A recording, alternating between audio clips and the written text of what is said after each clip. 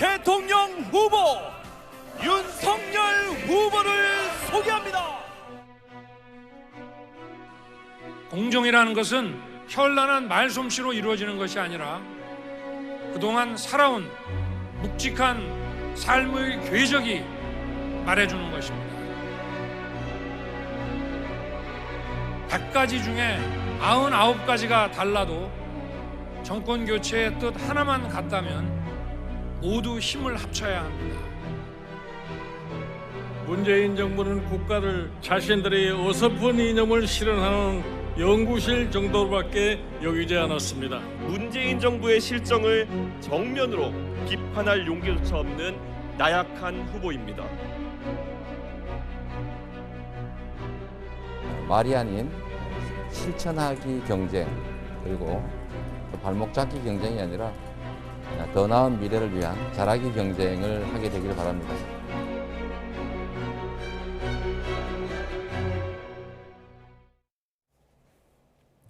네, 이렇게 국민의힘 선거대책위원회가 출범했습니다. 윤석열 후보는 정권교체 뜻을 가진 모든 사람이 힘을 합치자고 호소했습니다. 민주당 이재명 후보는 소상공인들과 만나서 전폭적인 지원을 강조했습니다. 그 과정에서 현재의 지원 수준이 쥐꼬리만 하다고 재정당국을 다시 비판하기도 했는데요. 오늘은 최진봉 성공회대 교수, 또 장성철 대구가톨릭대 특임교수 두 분과 함께 대선 전국 진단하도록 하겠습니다. 안녕하십니까? 안녕하십니까? 지난주 울산 회동을 했고 주말에 빨간색 모자티를 입고 부산 유세를 했고 오늘은 빨간 머플러를 두르고 출범식을 열었습니다. 뭐 단합, 정권 교체, 공정, 상식 여러 가지 화두가 나왔는데 어떤 게 가장 좀 눈길을 끌었나요? 문정권 심판 그리고 정권 교체 두 단어라고 생각을 합니다. 네. 국민의 삶이 어려워졌다. 왜 어려워졌냐? 무능하고 부패한 문재인 정권 때문이다. 그래서 어떻게 해야 되냐? 정권 교체해야 된다. 이런 3단 논법을 제시한 것으로 보여집니다. 네. 그래서 모두가 하나 되자. 나를 지지하지 않은 사람들까지 모두 다 정권 교체 깃발 아래 모여가지고 우리 문재인 정권을 타도하자. 그래서 이재명 후보를 이기자. 그래서 통합을 하자. 그런 식의 얘기를 했습니다. 그리고 저는 주목해서 본 게 네. 아주 좀 자극적인 형용사와 부사를 썼어요. 뭐 지긋지긋한, 역겨운 이런 표현을 쓴 것을 보면 당원들이 모인 자리잖아요. 그러니까 당원들의 좀 분노 감정을 좀 불러일으켜서 문재인 정권을 타도하는데 하나의 이념과 가치관으로 뭉쳐보자라는 하나의 선언적인 의미였다라고 보여집니다. 물론 이제 장 교수님 표현대로 자극적인 단어들, 뭐 위선이라는 단어도 있었습니다만은 또 상대적으로 출마 선언, 또 후보 선출 당시보단 좀 수위가 내려갔다 이런 평가도 있는데 어떻게 들으셨습니까? 뭐 내려갔다고 볼 수는 있을 텐데 제가 볼 때는 큰 줄기는 지금 장 교수가 얘기했던 내용이에요. 네. 그러니까 현 정부에 대한 비판 그리고 정권 교체 이 두 가지 키워드인데 이것만 가지고 과연 중도층이나 일반 국민들의 마음을 사로잡을 수 있을까? 저는 네. 한계가 있다고 봅니다. 지금 뭐 검찰총장 하다가 대선 출마하고 나서 계속 했던 말이 지금 얘기했던 말이에요. 부패, 뭐 무능 정권 심판 그걸로 정권을 바꾸는 논리 하나만 가지고서 과연 국민들이 대선 후보로서 윤석열 후보에 대한 가치를 잘 발견할 수 있을까? 반사체가 아닌 본인 스스로가 빛을 발할 수 있는 그런 정책적 대안들이 좀 더 강조됐으면 좋을 뻔했는데 네. 오늘도 역시 정권 교체만 내세우고 정권 교체를 원하는 모든 사람 다 모여라. 이런 식으로 해서 본인이 대선에 승리하겠다고 한 모습을 보인 것은 좀 아쉬운 부분이다 이런 생각이 듭니다. 네, 뒤에 확 바꾸겠습니다라는 어떤 말도 보였던 것 같은데 선거운동 방식부터 새롭게 바꾸겠다고 밝히면서 혁신은 물론이고 또 청년과 여성을 보강하겠다는 구상도 밝혔습니다. 잠깐 또 들어보시죠. 그동안 약해진 지역 당협을 재건하고 청년과 여성을 보강해야 합니다. 당의 혁신으로 중도와 합리적 진보로 지지 기반을 확장해서 이들을 대통령 선거 승리의 핵심 주역으로 만들어야 합니다. 자, 대선은 당의 중심이다라는 표현도 좀 눈에 띄거든요. 청년과 함께 사실 선대위 출범 직전까지 워낙에 또 갈등이 있었기 때문에 그런 봉합하는 과정도 좀 들어와서인지 눈에 띄었는데 좀 어떻게 들으셨습니까? 이상적인 지향점을 얘기를 한 거죠. 저기 보면은 당협도 재건해요. 그러면은 보수 우파 쪽의 진영을 좀 확보해야겠다. 여성과 청년을 좀 더 통합을 한다. 그리고 중도 합리적인 진보로 지지 기반을 확장한다. 이러면 대략 한 70% 얻을 수 있을 것 같은데요. 네. 이런 식으로 해서 압도적인 지지율을 통해서 정권 교체를 하겠다라는 건데 어차피 이번 대선은요. 청년층, 중도층, 여성층에게 지지를 받는 분이 대통령이 될 수밖에 없습니다. 결국에는 40%대 40%의 각 진영은 확고하게 각자 진영의 후보를 지지할 거예요. 그렇다면 중도, 여성, 청년층을 잡는 분이 대통령이 될 것이다.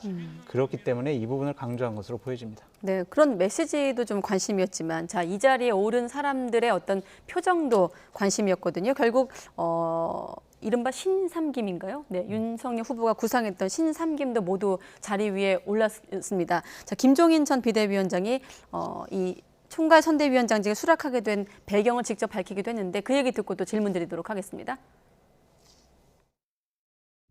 김재원하고 우리 집사람하고 의견이 딱 맞아가지고 나를 하도 압박을 하기 때문에 내일 아침에 내가 이제 판단을 하겠다 그렇게 얘기를 했더니 뭐 이 김재원 의원이 지금 연락을 해서 하시는 게 참 효과가 더 좋을 것 같다. 윤 후보 따라다니는 수행실장한테 전화를 해가지고서 그 수행실장이 윤 후보를 바꿔주고 그렇게 해서 전화가 연결이 돼가지고 그렇군요. 거기서 내가 결정을 했다고 정말 수락을 한 겁니다. 사실 이 갈등 봉합 국면 그 전에는 사실 굉장히 말을 단어 하나도 신중하게 쓰셨던 것 같은데 굉장히 좀 구체적으로 그 배경을 설명을 했거든요. 부인 얘기도 하고 특히나 김재원 최고위원 역할을 또 언급하기도 했습니다. 네, 김재원 최고위원이 계속 찾아갔다고 그래요.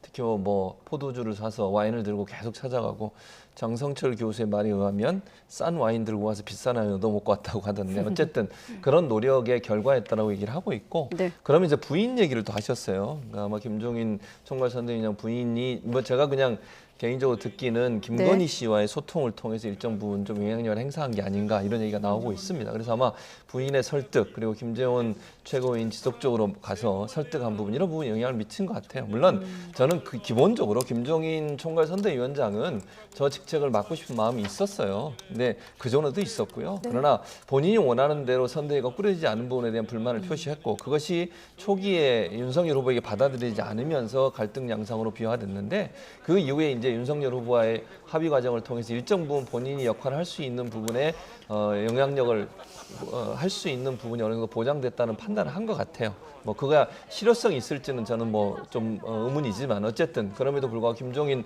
총괄선대위원장 입장에서는 들어가고 싶은 마음이 있었고 그 기회를 어쨌든 김재원 최고위원과 부인께서 이렇게 열어주신 부분 이런 부분들이 결국은 총괄선대위원장을 수락하게 된 배경이 아니겠나 그렇게 생각을 합니다. 네, 지금 교수님께서 부인 김건희 씨를 언급했기 때문에 잠깐 또 여쭤보면 어떻습니까? 오늘 출범식에도 나타나지 않은 것으로 알고 있는데 이제 선대위가 출범을 했기 때문에 좀 공식적으로 모습을 드러낼까요? 윤석열 후보가 질문이 들어오니까 집에 가서 물어보겠다고 이제 입장을 밝히기도 했습니다만.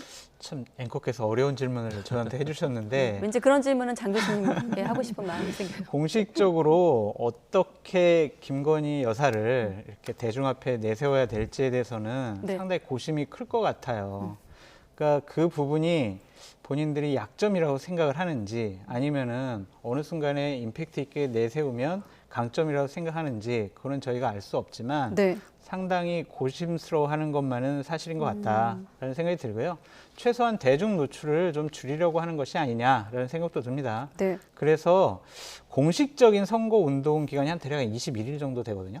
그때 가서야 공식적으로 좀 대중 앞에 나올 가능성도 있다. 근데 아무것도 지금 결정된 것이 없다라고 말씀드립니다. 네. 최 교수님께도 어려운 질문 드리면 어떻게 예상하십니까? 저도 일단 같은 맥락이에요. 김건희 씨가 당분간 나오기는 좀 어렵지 않겠나 하는 생각이 들어요. 어쨌든 본인과 관련된 수사가 진행되고 있지 않습니까? 코바나 콘텐츠 관련된 수사, 도이치모터스 물론 본인은 뭐 기소가 안 됐습니다만 수사는 계속 하겠다고 얘기를 하고 있거든요. 그런 상황이라고 하면 본인이 나오는 것이 상당히 부정적 영향을 미칠 가능성이 있어요. 아마 시기를 조율할 걸로 봅니다. 언젠가는 나오겠죠. 그러나 그 시기라고 하는 것이 당장 빠른 시간 안에 대중 앞에 모습을 드러내기는 아직까지는 좀 제한적이라는 생각은 듭니다.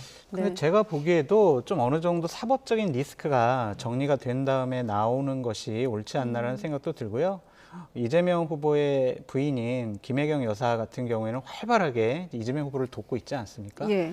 그런 부분을 보면 많은 분들이 왜 김건희 여사는 왜 나오지 않을까라는 의구심을 갖는 것은 상식적이고 당연하다. 그래서 캠프의 고민은 더욱 깊어질 것 같다라는 생각이 듭니다. 네, 상식적으로도 당연하다. 그래서 질문 드렸습니다. 네.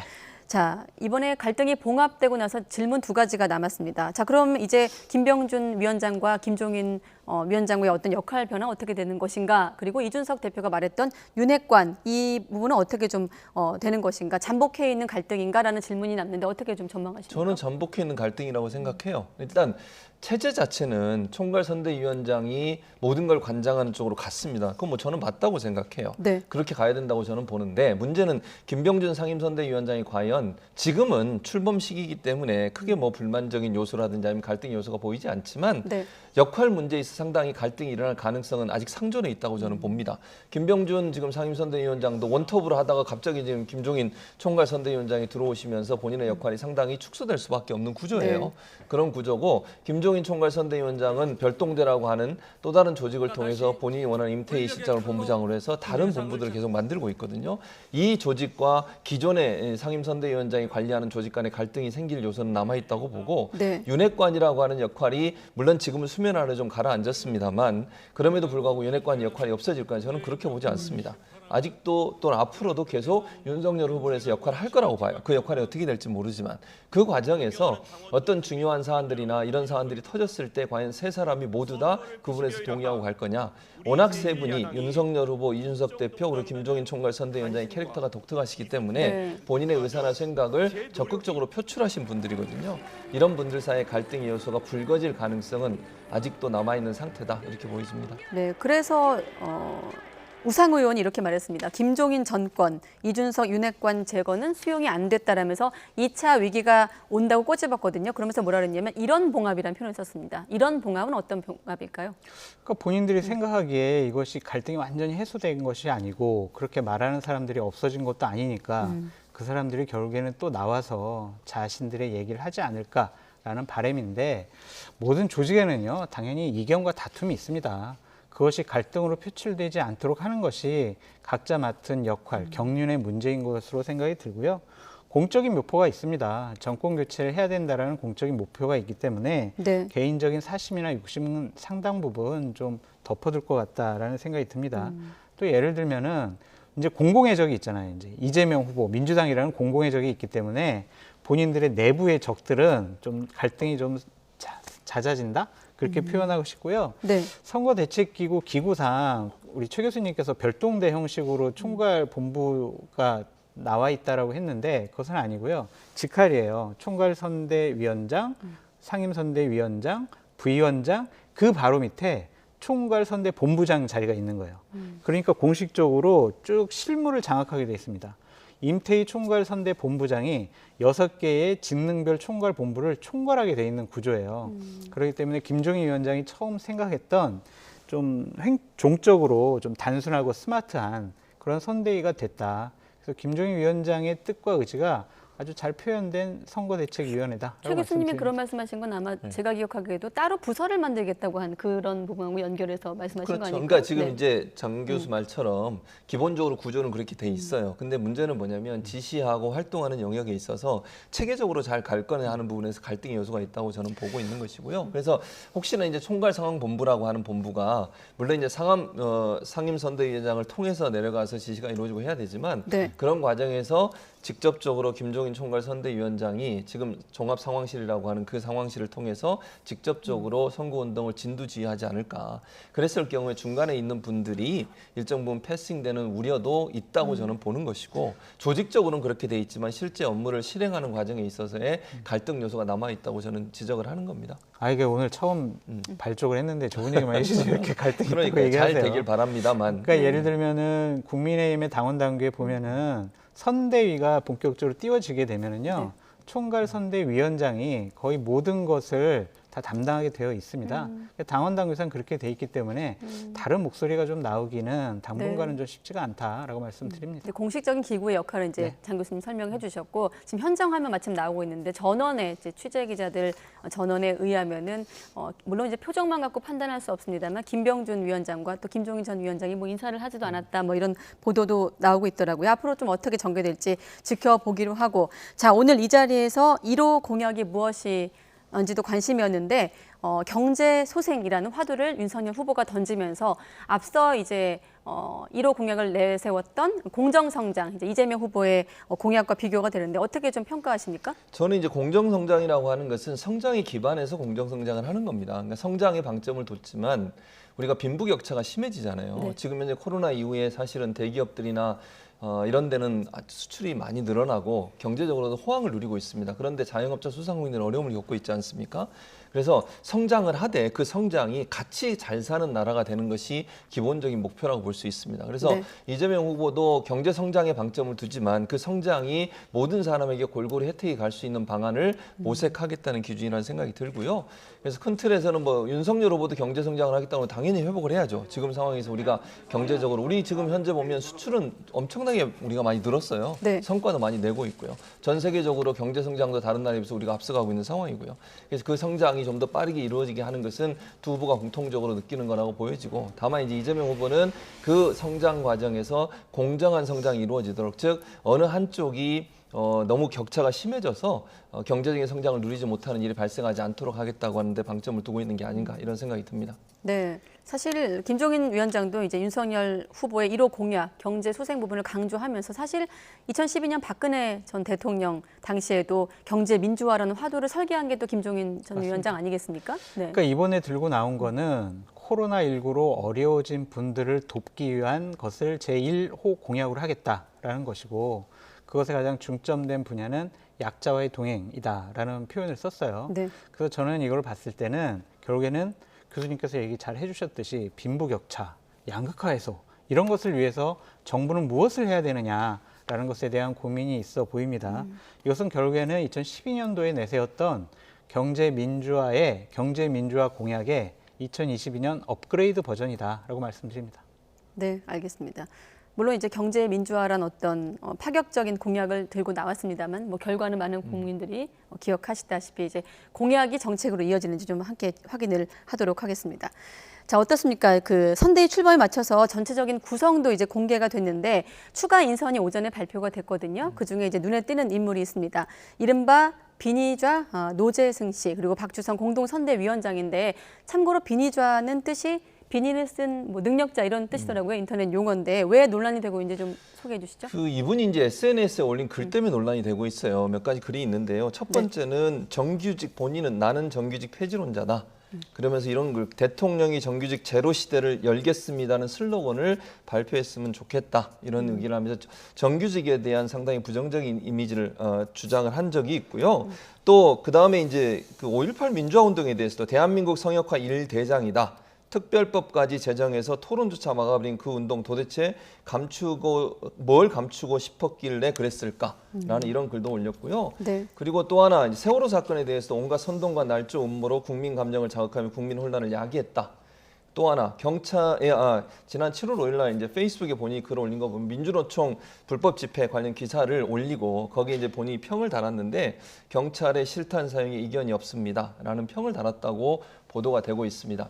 이런 여러 가지 내용들로 봤을 때 상당히 좀 논란이 될 소지가 많은 발언들을 했어요. 네. 그런 발언들을 했던 사람을 과연 선대위원장으로 임명하는 게 바람직할까? 저는 이런 부분들 때문에 젊은 층이라든지 중도층에 있는 분들이 실망을 하지 않을까 하는 우려가 있습니다.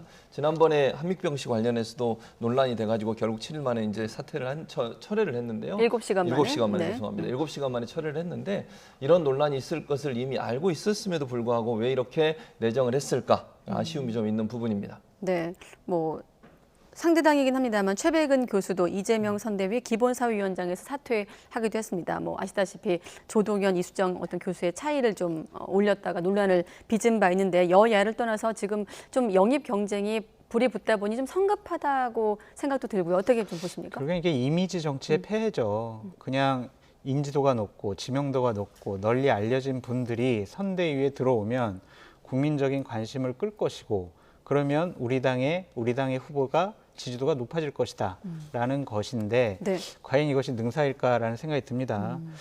검증을 잘해야 합니다. 그러니까 겉 포장지만 화려한 것에 현혹돼 가지고 일단 덜컥 구입을 하면 안에 내용물이 어떤지를 모르잖아요. 그러니까 안에 내용물까지 확실하게 어떤 검증을 통해서 우리가 해야 된다라고 말씀을 드립니다. 저는 이렇게 자꾸 함익병 씨나 이 비니본자 이분처럼 논란이 되는 분들을 영입해서는 이거는 국민적인 비판만 받을 뿐이지 결국에는 또 논란만 계속 불러일으키게 되면요 상당히 선택에 문제가 있는 거 아니야? 후보가 과연 사람을 볼 줄 알까?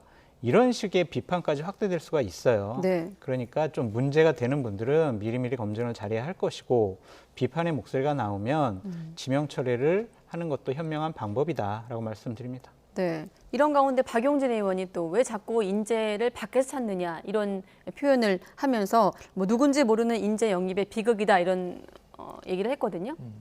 아무래도 이제 인재 영입이라고 하는 게 영입이잖아요. 인재 영입이라는 게 밖에서 들어오는 게 영입인데 양측 뭐 이제 대선에 나가는 분들 같은 경우에 이미지를 만들기 위해서는 아무래도 참신한 인물을 이게 영입하려는 시도를 해요. 총선 때도 그렇고 대선 때도 그렇고 대부분 그런데 이제 사실은 뭐 당내에서 좋은 사람을 선별하는 것도 좋죠. 근데 기본적으로 당내에 있는 분들은 다 알려져 있고 신선함과 참신함이 없다 보니까 국민들의 눈길을 끌기가 좀 부족한 부분이 있다 보니 외부에 있는 참신한 인물을 모셔오려는 경쟁을 하게 되고 또 시대적으로 그 시대에 가장 요구되고 있는 게 뭐냐 하는 부분을 고려해서 인물을 찾게 되거든요. 예를 들면 지금 같으면 뭐 젊은층, 여성 이런 이미지, 그다음에 참신성과 IT, 뭐 네. AI 이런 부분과 연관된 분들을 영입하는 것이 필요하다고 보고 지난번 총선 때도 사실은 그 코로나 때문에 의료 전문가들을 또 영입하는 일도 있었지 않습니까? 이제 그런 것들이 결국은 인재 영입을 요구하고 또 이용하게 하는 중요한 계기가 되는 건데 그 과정에서 지금의 사례처럼 이렇게 논란이 되고 또 비판을 받을 수 있는 사람들이 전혀 검증 없이 빠른 시간에 들어오다 보니까 결국 더 안 좋은 영향을 미치기 때문에 뭐 당내에서 저는 이렇게 영입 인사를 하는 것도 좋다고 봐요. 그러나 외부에서 들어오는 것을 전혀 저는 부정적으로 보지 않고 다만 들어오기 전에 이분이 그 전에 어떤 행동을 했는지 하는 부분에 대한 꼼꼼한 검증이 없으면 영입하고 나서 도리어 비판받는 그런 부정적인 효과가 있다는 것을 꼭 기억했으면 좋겠습니다. 옳으신 말씀이에요. 그러니까 인재를 영입할 때는 그 사람의 어떠한 외적으로 보여지는 모습보다는 내적으로 얼마나 정말 충실하게 본인의 삶을 잘 살아왔는지 그것을 통해서 국민들에게 감동을 줄 수 있는지 이런 부분까지 잘 살펴봐야 한다. 박용진 의원께서 아주 적절한 발언을 하셨다라고 생각이 듭니다. 네, 지금 일부 인재에 대한 논란이 일고 있기 때문에 각 당에서 또 어떤 판단이 후속으로 나올지 한번 지켜보도록 하겠습니다. 자, 그리고 이재명 후보가 국민의힘 선대위가 공식 출범한 날 윤석열 후보를 향해서 대장금 특검 수용을 압박하며 거센 공세를 펼쳤습니다. 들어보시죠. 저로서는 뭐 사실상 아무 근거도 없는 의혹이지만 국민들께서 의혹을 가지고 계시기 때문에 검찰 수사가 매우 뭐 저로서도 신뢰하기 어렵고 특검을 통해서 깔끔하게 정리되길 저는 바랍니다. 명백한 혐의점이 드러난 윤석열 후보의 대출 비리 묵인 사건, 그다음에 화천대유 개발 이익으로 윤석열 후보의 부친의 집을 사준 문제, 이런 문제도 이미 드러나간 혐의점이거나 의혹이기 때문에 요거는 빼고 특검하자라고 하는 것은 뭐 상식에 반하는 것이죠. 특검을 거부하는 윤석열 후보가 범인일 수 있습니다. 이렇게 말했더니 윤석열 후보 측에선 특검을 이미 뭐 수용하자고 했는데 잔꾀를 그만해라 이렇게 반응하기도 했습니다. 지금 두 후보가 바라보는 해석하는 특검이 다른 거잖아요. 그렇죠. 네. 아무래도 이제 특검에 대해서 이재명 후보는 이제 왜냐하면 특검이 사실은 그 전에 초창기에 대장동 의혹이 나왔을 때만 해도 야당이 특검을 계속 주장하면서 문제가 있는 것처럼 이미지를 만들어 갔죠, 이재명 후보가. 네. 근데 이재명 후보가 직접적인 연관이 있는 게 전혀 나오지 않고 있고 그래서 이제 이재명 후보가 반격을 하는 겁니다. 그럼 특검하자. 왜냐하면 대장동 의혹이 사실 초기에 이재명 후보에 대한 공격의 포인트가 되면서 많은 국민들이 검찰 수사가 아직 완전히 끝나지 않다 보니까 이것에 대한 어떤 의문점 이게 아직도 남아 있어요. 그런 이걸 털고 가지 않으면 이재명 후보 입장에서는 이게 대선에서 확실한 승리를 얻기에 상당히 부담이 되는 영역일 수 있거든요. 그래서 아마 특검을 수용해서 이 부분을 통해 털고 가는 것이 본인이 대선에서 유의미한 성과를 낼 수 있는 중요한 계기가 된다고 판단했을 걸로 보여집니다. 그리고 영역에 있어서는 부산저축은행 부실대출 사건과 관련해서 네. 그 당시 부실대출 여러 가지 사안들이 있었는데 그중에 대장동 부실대출 관련해서만 기소가 안 되고 그냥 넘어갔어요. 이 부분을 이제 민주당과 이재명 후보는 문제를 삼고 있는데 그 당시 주임 검사가 윤석열, 지금 현재 후보고요. 최재경 이제 그 당시에 부장이 있었고 그 부장이 이제 50억 클럽의 멤버로 이름이 올라가 있잖아요. 물론 그분이 돈을 받았다 안 받았다 저는 그렇게 얘기하고 싶지 않습니다. 그건 네. 확인되지 않았고요. 다만 이제 국민의힘 의원이 발표한 내용 좀 보면 최재경 의원이 거기 최재경 전 수석이 거기 이름이 들어가 있는 상황이고 이런 상황에서 이 부분도 특검에 같이 넣어서 그러면 수사를 하자. 그렇게 지금 주장을 하고 있고 네. 윤석열 후보 측에서는 이제 특검 중에 이 부분은 왜 이 부분을 특검이 집어넣어야 되는지 좀 거부감이 있는 것 같고요. 또 하나는 이제 그 고발 사주 관련된 것도 특검이 집어넣자. 이 부분은 이제 이재명 후보는 고발 사주는 검찰이 수사하고 있으니까 그대로 놔두고 그건 뭐 특검이 집어넣을 필요 없고 네. 부산저축은행 부실 대출 관련된 수사 이 부실 수사도 결국은 함께 집어넣어서 특검을 하자 이렇게 주장을 하고 있는 거죠. 그러니까 이제 이재명 후보 측에서는 부산저축은행 관련된 그러니까 윤 후보 의혹에 대한 수사가 좀 지지부진하다는 점을 강조하기 위해서 특검 카드를 꺼내고 있는 것 같은데 지금 이 특검 관련 대목을 보는 시청자분들은 아마 특검 언제까지 얘기할 것인가 정말 저렇다 하겠어 이런 의혹을 갖고 있는 분들도 계시거든요. 어떻게 보십니까? 대략 내년 1월 말까지는 하겠죠. 그러면은 그때 지나면은 이제 특검 구성할 수 있는 물리적인 시간이 없기 때문에 그때까지는 계속 할 것 같다라는 생각이 듭니다. 이 부분과 관련해서는 저는 이재명 후보를 비판하지 않을 수가 없다라고 말씀드립니다. 네. 본인이 대장동 건과 관련해서 정말 아무런 그런 의혹이 없고 잘못한 게 없다면 이 특검을 통해서 명명백백하게 본인이 아무런 문제가 없다는 걸 밝힐 수 있잖아요. 그러면 조건을 달지 않으면 돼요. 자, 대장동하고 부산저축은행도 하고 그리고 검찰이 뭐 일정 부분 미진하지 않게 수사를 잘하지 못하면 특검합시다. 이런 식의 얘기를 할 필요가 없는 거예요. 나는 떳떳하니까 그러면은 좋다. 대장동 특검부터 하자라고 하면 되는 거 아니겠습니까? 그럼 본인이 주장하는 것처럼 깔끔하게 의혹이 정리되는 것이다 라고 말씀드리고 싶고 네. 자꾸 부산저축은행 문제를 얘기하시는데 그 부분은 공적자금 투입이 어떻게 잘 됐느냐 안 됐느냐 그 돈을 잘 썼느냐 안 썼느냐 그 부분에 있어서의 수사였어요. 그래서 당시에 10명이 넘는 분들이 기소를 당했고 재판정에 세워져서 처벌까지 받았다라고 말씀을 드립니다. 그러니까 지금 말씀하신 것처럼 부산저축은행 관련해서도 윤석열 후보 측에서 전혀 문제가 없다고 얘기를 하고 있고 지금 장 교수 말씀하신 문제가 없다고 하니까 그 부분 포함해서 특검하면 되는 거예요. 특검을 하지 않는다는 게 아니고 그리고 이제 검찰 수사 지켜보자고 하는 거 이건 지금은 이제 얘기 안 해요. 검찰 수사 얘기 안 하고 특검 받겠다. 대신 예를 들면 윤석열 후보에 관련된 이 대장동 관련된 의혹도 있는데 그것도 함께 해야지 특검을 하면서 이재명 후보와 관련된 것만 한다는 것도 말이 안 되는 거잖아요. 그래서 저는 이 부산저축은행 부실대출 관련해서도 같이 하는 게 필요하고 그렇게 네. 해서 합의해서 하면 된다고 생각해요. 만약 윤석열 후보 측에서 이게 전혀 문제가 안 된다고 하면 특검하는 게 뭐가 그렇게 두렵겠습니까? 그래서 저는 이 두 가지를 함께 합쳐서 하면 된다고 생각을 하고요. 거기에 대해서는 이견이 없다고 봅니다. 그러니까 이견이 없으면은 이재명 후보가 하고 싶은 대로 하도록 민주당에서 뒷받침을 하면 됩니다. 근데 저번 주에 봐보세요. 국민의힘에서 특검법을 올렸어요. 민주당 의원들이 이건 못 받겠다고 그랬어요. 논의를 하지 않겠다. 이건 안 된다. 상정조차 안 하겠다. 그래서 국민의힘 의원들이 퇴장까지 한 상황이 있었습니다. 그러니까 이런 거 보면 이재명 후보는 받겠다고 그러고 민주당에서는 특검 안 하겠다라는 형식의 모양새를 취한다고 이중 플레이를 한다라고 볼 수밖에 없어요. 그러니까 이 부분은 윤석열 후보에게 먼저 요구하는 것보다 이재명 후보가 민주당 본인의 출신의 당에게 먼저 확실하게 자 특검 추진해 주세요. 특검법안 발의해 주세요. 아니면 상설 특검제 있으니까 내용만 야당과 빨리 협의해 주세요. 이런 식으로 지시를 하십시오. 그냥 국민을 향해서 나는 특검 받을 거예요 하면서 조건을 계속 추가하고 내놓는다라는 것은 결국엔 난 특검 받기 싫어요 라는 자기 고백이다라고 말씀드립니다. 짧게 네. 한마디만 얘기하면 정말 짧게 해주세요. 부산저축은행 관련된 특검 내용을 국민의힘에서 반대하고 집어넣지 않자고 하니까 합의가 안 되는 거예요. 그 부분 지금 말씀하신 것처럼 열어놓고 이것도 함께 하자고 합의해서 하면 된다고 저는 봅니다. 네, 사실 대선 국면에서 두 분의 말씀이 되게 중요한 대목이긴 한데 시간 관계에서 여기까지 듣도록 하고 양쪽 얘기를 좀 녹여서 말씀드리면 정말 특검 거부자가 범인이 될지 잔꾀일지 한번 지켜보도록 하겠습니다. 자, 이재명 후보는 소상공인들과 함께 선대회의를 열었습니다. 직접 한번 들어보시죠.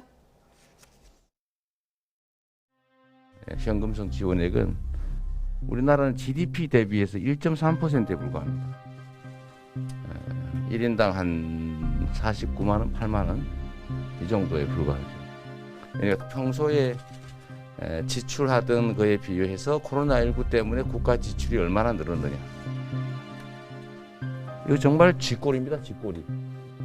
정부가 자기 책임을 다하지 않은 거죠. 다른 나라들은 돈이 나와서 이렇게 한 게 아닙니다. 네, 일단 밀착 민생 행보를 나선 이재명 후보인데 일단 눈에 띄는 단어가 있었죠. 쥐꼬리, 재정 당국을 향해서 한 말인데 이거부터 좀 해석을 해주시죠. 그러니까 쥐꼬리라고 하는 것은 실제적으로 GDP 대비해서 다른 나라에서 오늘 표도 보여줬지 않습니까? 다른 예. 나라의 소상공인들은 지원이 약해요. 그리고 뭐 윤석열 후보도 본인이 50조 지원하자고 얘기했지 않습니까? 물론 본인은 당선되고 나면 하겠다고 얘기를 했지만 네. 그런 점에서 본다면 큰 틀에서는 저는 여야가 이견이 없다고 봐요. 그러니까 소상공인들에 대한 지원, 지금 소상공인 자영업자들 코로나 때문에 엄청 어려움을 겪고 있는 상황 아니겠습니까? 거의 문을 닫은 상황인데 그래서 우리가 할 수 있는 범위 내에서 최선을 다해서 해보자고 하는 주장이라고 저는 생각을 하고 우리 네. 정부가 사실 기획재정부에서 반대를 많이 하다 보니까 네. 실제적으로 소상공인 자영업자들에 대한 지원이 많이 부족한 부분이 있어요. 다른 나라에 비해서. 그러니까 전체 국가 재정에 비해서 소상공인 자영업자에 대한 지원이 부족한 부분, 이런 부분들은 좀 적극적으로 피해 보상을 할 수 있도록 하는 법안이 필요하고 또 그렇게 네. 정책을 추진하자고 주장을 하는 것이고요. 아마 이제 지금 현재 어려움을 겪고 있는 자영업자 소상공인들을 두께 보장을 해서 그분들이 경제 근간 아니겠습니까? 내수 시장에 그런 부분들을 살리자고 하는 그런 제안이다 이렇게 볼 수 있겠습니다. 네. 그러니까 이 부분도 저는 이재명 후보와 민주당 간의 이중 플레이가 아니냐라는 얘기를 하고 싶은 겁니다. 민주당이 지금 집권 여당입니다. 그럼 기재부를 통해서 자 예산 편성할 때 소상공인들을 집중적으로 지원할 수 있는 예산안을 짜와라고 얘기를 하든지 네. 아니면 이번에 3조 5천억 정도를 더 증액하지 않았습니까? 그럼 소상공인 지원을 위해서 본인들이 그럼 예결위원장도 본인들이니까 본인들이 그 예산을 지원하도록 개수 조정하면 되잖아요. 네. 안 하잖아요. 그럼 후보 따로 민주당 따로 하면서 뭘 자꾸 이재명 후보는 기재부가 뭐 나라의 국간을 갖고 있어서 뭐 어머니 역할을 한다라는 둥 이런 식으로 비판을 합니까? 이게 앞뒤가 안 맞는 거예요. 그러니까 저는 자꾸 이 부분들이 나는 무능력해요. 우리 당도 내가 제대로 내 뜻을 뒷받침해주지 않아요.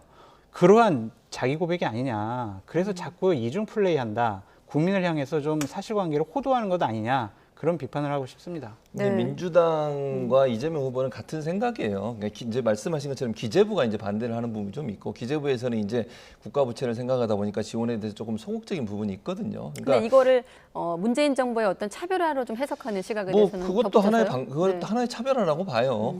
차별화라고 하는 게 사실은 이제 재정적인 부분을 생각해서 기재부는 그렇게 주장을 하지만 네. 우리가 재정적으로 그런 부분을 하고도 충분히 버틸 수 있고 또 회복할 수 있는 능력을 갖고 있다는 걸 적극적으로 얘기하는 거니까 그렇다고 뭐 국회가 기재부를 막 압박을 해가지고 안 내놓으면 안 돼 이렇게 할 수는 없는 거 아니겠습니까? 설득하고 해야 되는데 지금 문재인 정부의 기재부가 그런 부분들을 좀 소극적으로 대응하는 부분에 대한 비판 섞인 조언이다 이렇게 생각합니다. 그러니까 차별화하려면 제대로 해라라고 말씀드리고 싶습니다. 나라 빚이 지금 1,000조가 넘어가고 있고 국민연금 부채 그리고 공무원 이런 부채들이 상당히 높아요. 그 공공기관 부채도 있고 이런 거 합치면은요 우리나라 부채 지금 100% 넘는다라고 저는 말씀드리고 싶고 기본적으로 기재부를 통해서 자꾸 뭔가를 하려고 하면 안 된다라는 네. 말씀을 드리고 싶어요. 본인들이 지금 정권을 갖고 있잖아요. 그러면은 장관도 바꿀 수 있고 기재부의 정책도 바꿀 수 있습니다. 그렇게 못하면서 왜 밖에다가 대고 자꾸 기재부를 욕하냐고요. 이거는 무능력한 정부라는 자기 반증이다라고 말씀드립니다. 무능력한 네. 정부가 아니고요. 무슨 말이냐면 그러면 장관을 물론 대통령이 바꿀 수 있죠. 그런데 국민들이 볼 때 그럼 어떻게 또 비판을 하겠습니까? 말 안 들으니까 바꾸고 반대 의견 냈다고 바꾸고 그러면 국민의힘이 가만히 있겠습니까? 그런 차원에서 존중하고 가긴 가지만 의견을 내고 거기서 조율하는 과정에서 일단 민주당이나 이재명 후보가 요구하는 것처럼 기재부가 움직이지 않은 부분 분명히 있어요. 근데 그런 부분에 비판을 할 수 있지만 네. 그거를 정부가 마음대로 대통령이 이래라 저래라 하면서 바꿀 수 있는 상황은 아니라고 봅니다. 네, 지금 여론조사 결과도 봐야 되기 때문에 사실 두 분이 하시는 말씀은 여론조사 결과를 좀 띄워놓고 들어도 괜찮을 것 같거든요. 이재명 후보의 민생 행보, 그다음에 제3지대 질문 남아 있는데 장 교수님 또 하실 말씀 그러니까 있으면 장관을 뭐 어떻게 짧게만 마음대로 해주시죠. 바꾸냐 예. 막 그렇게 얘기하셨는데 검찰총장도 막 바꾸려고 했었고 감사원장도 마음대로 그만두라고 그렇게 한 정권 아니겠습니까? 그러니까 기재부 장관을 계속 자기네들 말 안 듣는다면서 데리고 가는 이유는 다른 곳에 있다라고 말씀드립니다. 네. 아니, 검찰총장하고 뭐 감사원장을 바꾸려고 하지 않았고요. 검찰총장에 대해서는 법무부 장관이 문제가 있다고 해서 징계한 거고 본인이 그만두고 나온 거예요. 감사원장도 마찬가지고 대통령 선거 나오려고 두 분이 다 그만두고 나왔지 대통령이 나가라고 하거나 문재인 대통령이 심지어 윤석열 검찰총장은 문재인 정부의 검찰총장이라고 얘기하면서 힘까지 실어줬습니다. 그러니까 본인들이 대선 나오려고 나가신 것이지 네. 정부가 뭐 쫓아내거나 내보낸 건 아닙니다. 교수님 국회 속기록에 남아 있어요. 국회 상임위장에 여기까지만 들을게요. 네, 네. 국회 상임위원장에서 여당 의원들이 계속 그만둬라라는 식의 협박과 압박, 법무부 장관을 통한 여러 가지 수사, 뭐 징계 다 하지 않았습니까? 국민들이 알고 있습니다. 네. 자, 이 부분에 대한 두 분의 생각은 확실하게 차이가 있다는 점 확인을 했고